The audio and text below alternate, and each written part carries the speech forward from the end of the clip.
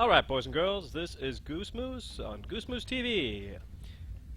Today we are discussing stealth builds, the ultimate stealth builds, as it were. There are a number out there. I'm just going to talk about what I enjoy in my stealth build. What you got here is both build, perk deck, and weapons. First off, I'm going to go into perk decks, which is the easiest one.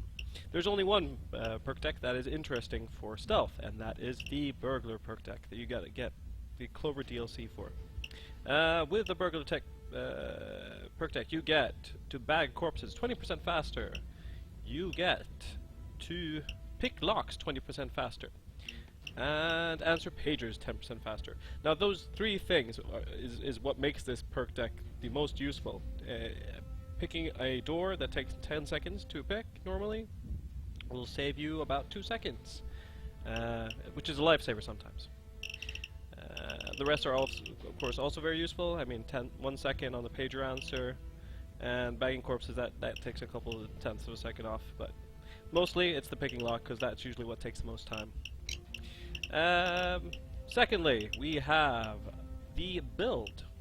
Now, this build does not have the Undertaker skill. This goes for 2 ECM jammers. That's what it does, and it has some other utility. The points that I drop, if you want to use the Undertaker skill, you can drop it in Mastermind and go quickly through the Mastermind. What you really need in the stealth build, you need the endurance, because you're going to be running around a lot in stealth. The extra cable tie is very useful because there are a lot of hostages on some maps. Personally, I go up to spotter because, I mean, spotter and being able to get spy cams, extremely useful.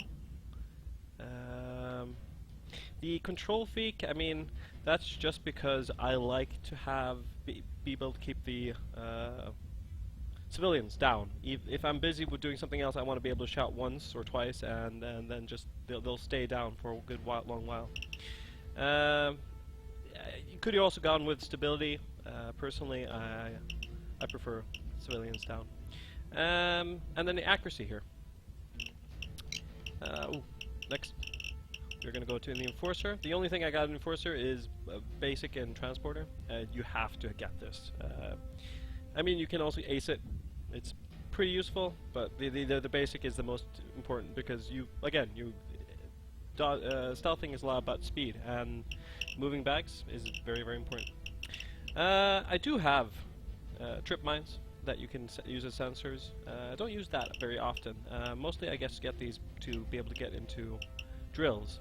Now, silent drilling is useful on a lot of maps, and well, it's very utility. Single point in sharpshooter for the accuracy on my deagle. Very important. Ghost, that's where most of the points go in.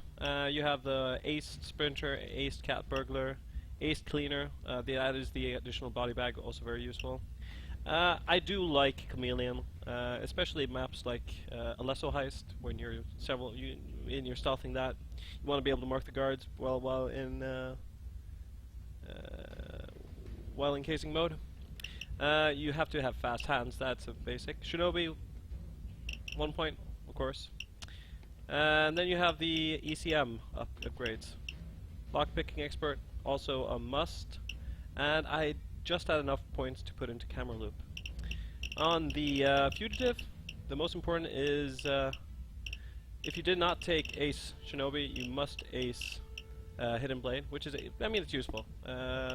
These don't help that much acing, but Hidden Blade, you get the increased melee weapon concealment by 2.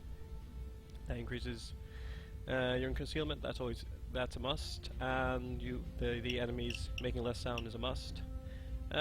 Picking items up in casing mode, I mean, what else are you going to put points into? The run and gun, very useful. The Winston Wolf, also useful for the body bags. To get all these, you need to be Infamy 5 at least, and 100, level 100. If you're not, you can drop points here in Mastermind, Eventually you could even drop points in Fugitive. Getting the silent drill, very important, and transport, very important, and getting at least up to upgraded ECMs here, also very important.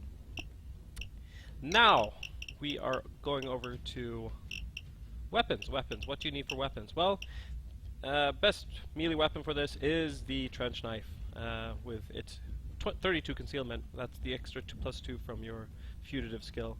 If you do not have the Gauge Historical pack, you can always go with the Nova Shank. It also has 32 concealment. Less damage though, less knockdown, but otherwise okay.